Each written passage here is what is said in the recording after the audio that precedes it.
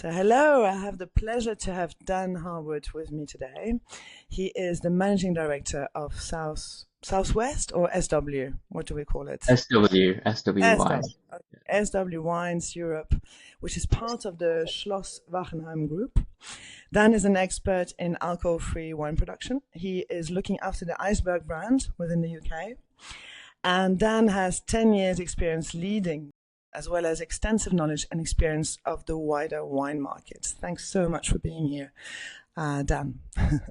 Oh, my pleasure. Thank you. So let's launch ourselves straight into it. My first question is, Eisberg has been around for quite some time. In fact, since the mid-80s, which is way long before the current boom, right? So from a business perspective, what kind of advantages and what kind of challenges does that bring for the granddaddy of alcohol-free wine?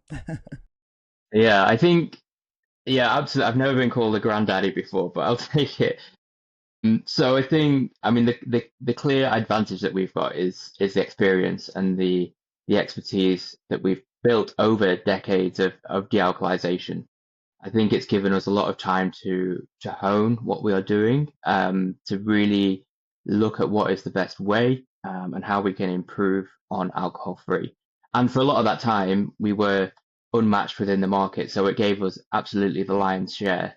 So when the trend for low and no started to grow, we were right there to pick it up from the beginning. So it's been a fantastic growth journey, even over the past 10, 15 years, for us as a brand.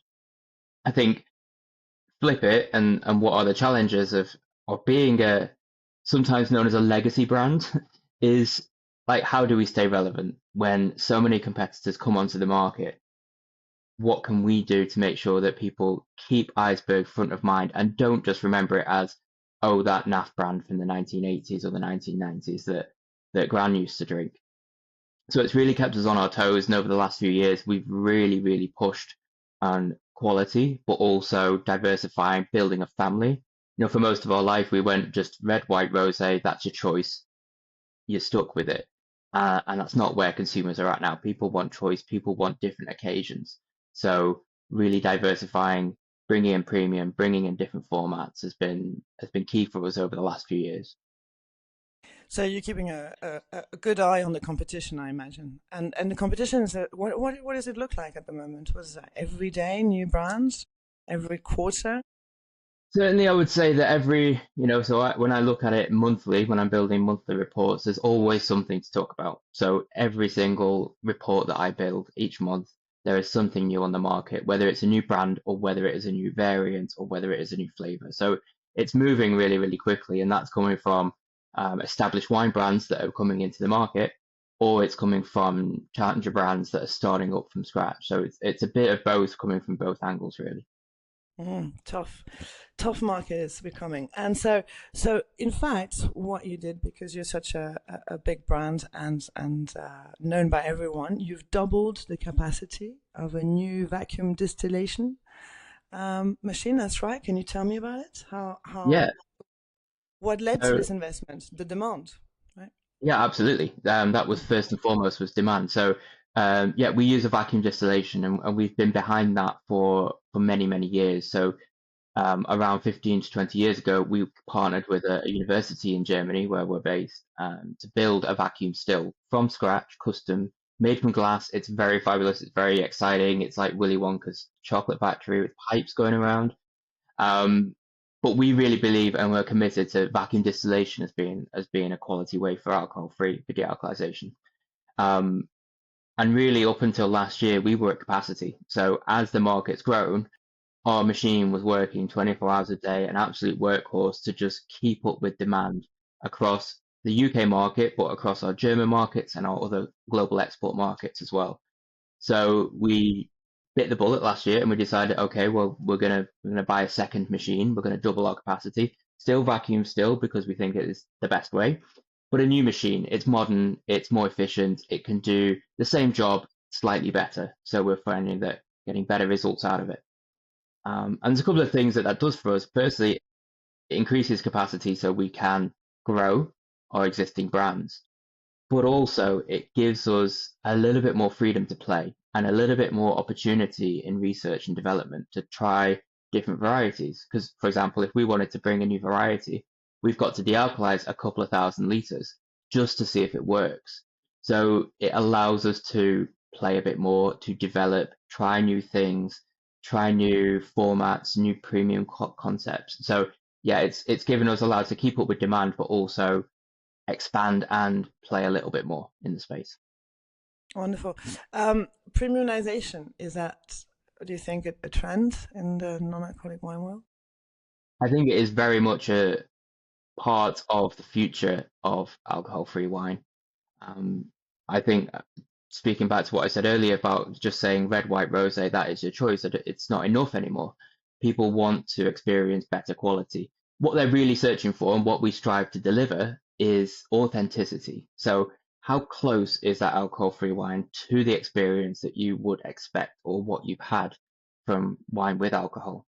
And premiumization allows us to do that. And on the most basic level, it's basically if you put a better quality wine through dealcoholization, you will get a better quality out.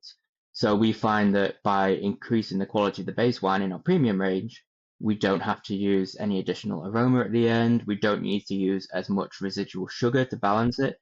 So it becomes closer and closer to that authentic feel. And there's still ways to go. I think as the market develops and people are willing to invest a little bit more in their alcohol-free choices, that gives us freedom to play, to try new things, to use better quality wine, and it will just grow and grow. And I think that's an exciting, really exciting part. As a wine lover myself, and as a wine lover at the company, we're really we're doing things in the background which we're really excited about and can't wait to bring to market. You must let us know. We want to tell all of our users. Absolutely, it's because I mean What's the scoop? yeah. So we've over the past few years really put our focus in variety, in grape variety, to make sure that when you taste, for example, in our premium range, a Pinot Noir, it tastes like a Pinot Noir, and that has been really where we've got to by investing in the quality of the wine. Really, the next goal for us is what about a sense of place? So, for example, what we're doing is within our group of companies, we have quality wine producers within the Mosel Valley. So, what if we take their Mosel Valley Rieslings and dealkalize it? What can we get? Can we get not just a Riesling quality, but can we get it tasting and feeling like a Mosel Valley Riesling, for example?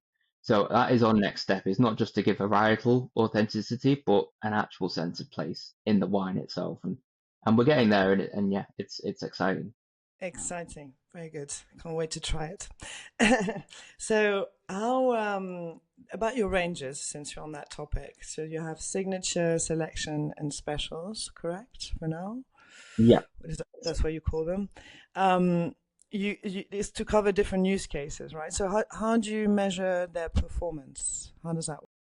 Yeah, so we divide them up based on different occasions, and I think it's one of our mission is to deliver something for every occasion. So there is an alcohol-free option, whatever you're doing, and also what is the sort of life stage of the person, or what is the demographic of the person. So we have these different segmentations. So Eisberg Signature is our bread and butter. It's what we're known for, and it's your everyday easy drinking glass of alcohol free, varietally led. So if you want a Sauvignon Blanc on a Friday evening, you've got your Sauvignon Blanc. If you want Merlot, you've got your Merlot.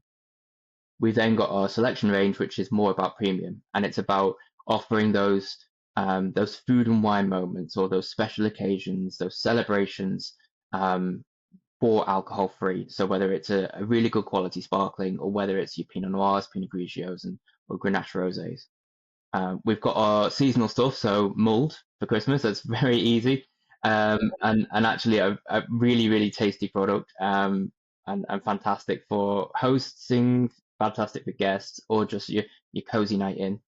Spritz for the summer, which is the mirror image for the mull. And the brand new thing for us is the cans, and that's a really exciting part for us, because we are targeting a new demographic, or a new customer, which I'm sure we'll talk about. So it's really about having something for everyone. And when we look at what success is for us, absolutely, it's how many bottles do you sell. That is a key metric for us, and we've got that data going back. But it's beyond that as well. What we also measure is share of voice across social and online. So we have listening platforms where we make sure, like, when people are talking alcohol free, whether it's across social media, across Reddit forums, wherever it might be, are people talking about Eisberg, and how are they talking, and what is the sentiment there? So we measure in a few different ways. So what people are saying about us and versus competitors, and how many bottles we sell. It's not just always about volume, it's about engagement as well. So how big is the company? Can I ask? Yeah, sure. So if we looked at in isolation for the UK market for Eisberg, we're around 2.3 million bottles a year. But that's part of a much bigger group. So if we took the whole group, we are more like 250 million bottles across Europe and globally. Turnover of about almost 500 million each year. If we talk into context, our alcohol-free and our sparkling wine production, we are one of the biggest within Europe. Eisberg is just, I was going to say tip of the iceberg, but that's a bit cliche. Yeah, there's a lot more behind of what we do. Yeah. So you have a big marketing team, and you tap into the group, no, to understand.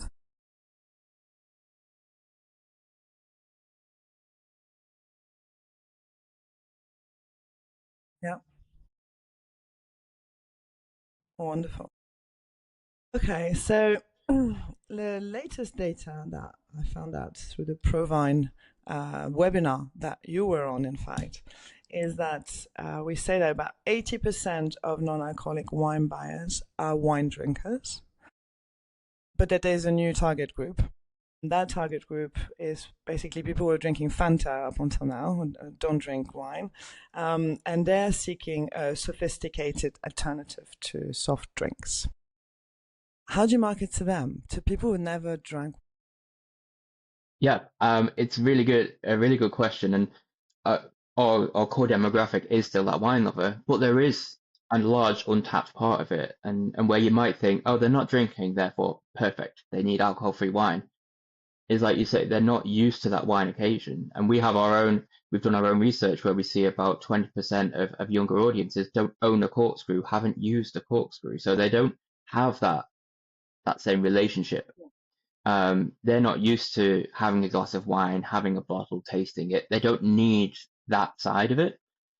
So what we've done with our canned range is really target a younger demographic that is not as familiar or doesn't need that wine occasion. So putting it in a can immediately takes that away. We call it Be Free by Eisberg because it's freedom of alcohol, freedom of alcohol free, but also free of the wine glass, free of the wine bottle, free of that moment. You can take it anywhere, you can enjoy it anywhere. With a really eye-catching artist-designed can, really to deliver first and foremost a good quality alcohol-free drink to a new audience. Behind that is the fact that okay, yes, it's an alcohol-free wine, and maybe that will in time lead them on to the signature range, and maybe after that the selection range. So we see a progression for a new demographic, a new audience, by giving them something different and new in a can. So I like that. Where do you distribute this? In which countries? In the UK as well? Or it's already. Yeah, 'Cause I haven't tried it yet. I haven't no, seen it's it. literally brand new. So we did Okay. our launch event just a couple of weeks ago in Cromer Okay. on the coast. So the artist who designed it is from Cromer, which is this lovely, gorgeous beachside town in Norfolk. So we went down there, we did the launch event there, we did some surfing, we had some people just enjoying it, flying kites, all these kind of ideas about what is be free and what is excitement. So the initial distribution is online through retailers like Amazon, and then hopefully into beginning next year for next summer, we'll see a wider retail distribution. And the US is like big on the cards for that. Yeah, so what we have in the US market is a private label partner, and they've actually just launched at the same time as cans. They've invested in a canned option in their private labels as well. So we are seeing that growth on the US market for premiumization and new varietals like Pinot Noir, but again, canned format as well. So it's mirroring what we're doing in the UK. Very cool. Um, there was another interesting conversation on this webinar, which was the term non-alcoholic wine is getting really boring. Well, nobody likes it. Is it going to get replaced with a new designation? And what do you think we should push for? So if we looked at what the UK are doing and the consultations that are ongoing, and they have been ongoing for several years, and changing governments doesn't help speed things along anymore. But what we do find is, okay, it's maybe a little confusing for people when they look at different designations, whether it's alcohol-free, de-alcoholized, 0.5%, 0.0%, like what is the message for people? We appreciate that it is quite tricky, and what we've done over time is really focus on the 0.0% or having that 0% marker on the label, because for us that's a clear message about what the product is that you've got versus low alcohol, non-alcoholic, alcohol-free, de-alcoholized. So I think what we hope to see is a little bit more streamline in messaging across brands, and I think if we offer alcohol-free to a wider threshold, if you like, up to 0.5%, that is an opportunity, but there still has to be clear messaging about, okay, what is 0.5% versus 0.0. And we put a lot of stock in that 0.0 because it's hard to do. That last little bit is the really tricky bit to do, and I think that's important for us to remain consistent in our messaging. So yeah, we'll wait and see. I don't see it happening in the next year, 2 years, maybe 2 years, but it constantly is on the agenda, let's say. Yeah, I mean, this man was saying that we're looking at getting new regulation in 2026 from the EU. So the EU will force us to, Yeah. But okay, so all of your wines are 0.0, right? Strictly 0.0. Okay, wonderful, great. And let's see. Oh, I'm already on my last question for you. So, if you were advising, given that there's so many new wine producers or wine brands coming on the market, if you were to advise them, what would be the single most important thing they should focus on to succeed?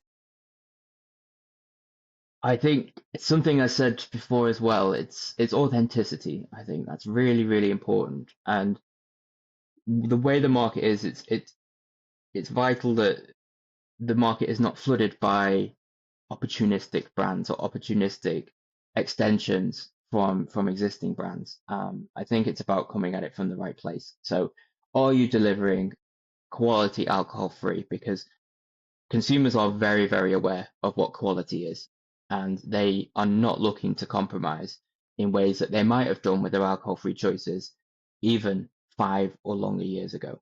So it's about making sure that you're delivering quality and delivering it to the right audience. So have you done that research? Do you know who you're speaking to? Do you know who you're targeting? Are you communicating it in the way that people want to be communicated to, through quality, through clear messaging, through varieties that they love for the occasions that they want them? And I think that's really important that as the work that we've done is making sure, are we delivering something that are we meeting consumers where they are? Are we giving them the product that they are looking for? And I think we've done a lot of work over the last few years to build this family of products, and I would give that to new brands and new brand extensions as well. The second thing I would probably add to that is try to look in the mid to long term, because I think we do have a long-term approach about where the market is going, and we're not looking just to drive sales next year versus this year. That's obviously on the agenda, but it is not the be-all and end-all of what our brand speaks to. We've been going a long time, and we will hope to continue for a long time as well. And so, yeah, I would say look ahead and be in it for the long term. Well, thanks so much for this, Dan. That was great. So basically, young brands look up to Eisberg and what they're doing. Thanks so much. Thank It's you. been great. Thank you for Yeah, answering thank my you very question. much. Cheers. Have a lovely day. Cheers. Thanks.